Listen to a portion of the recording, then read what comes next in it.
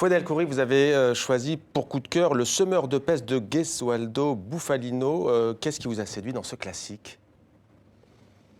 J'ai découvert ce livre totalement par hasard à la bibliothèque et Ouais. effectivement, ça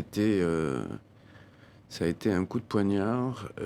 Non pas par ce qu'il raconte, parce que ce qu'il raconte, c'est un peu la désillusion de la paix.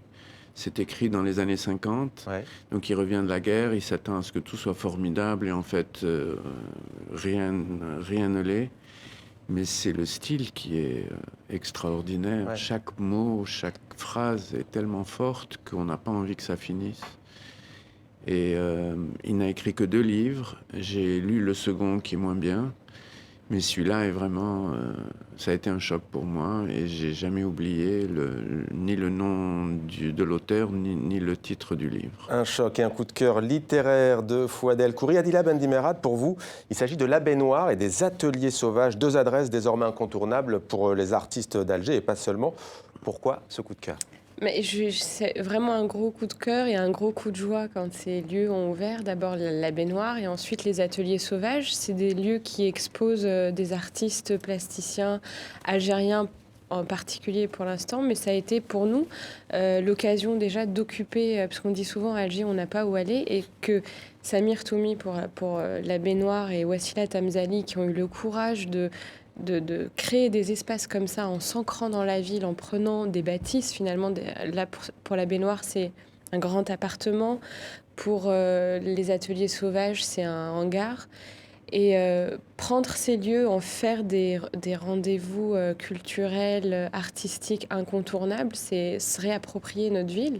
Et pour nous, c'est l'occasion de découvrir des plasticiens algériens que je ne connaissais pas, de faire des lectures dans ces endroits, juste de renouer entre nous, parce qu'on ne se connaît pas assez, finalement. Créer du lien à travers la culture et la création. Jean Dittard, vous avez jeté votre dévolu sur un album, Stupor Mundi de Nejib, c'est chez Gallimard BD. Oui, c'est un album qui est sorti il y a 6 mois à peu près, qui est donc une bande dessinée qui se passe fin du Moyen-Âge, donc il peut y avoir des liens dans la période, on va dire, avec mon travail, mais qui se passe donc dans les Pouilles, en Italie du Sud, dans un château qui s'appelle Castel del Monte, qui en fait était qui est le lieu dans la bande dessinée, en tout cas, on ne sait pas trop dans la réalité quelle était la fonction de ce château, mais le lieu de rencontre entre des savants venus du monde entier.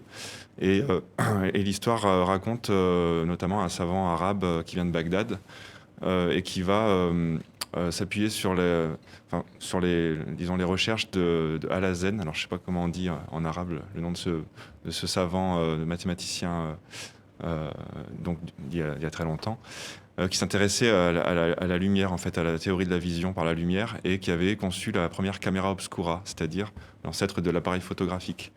Et donc il y a une sorte de jeu extrêmement brillant qui joue sur l'anachronisme, mais en même temps de manière plausible sur la fabrication d'un appareil photo au Moyen-Âge.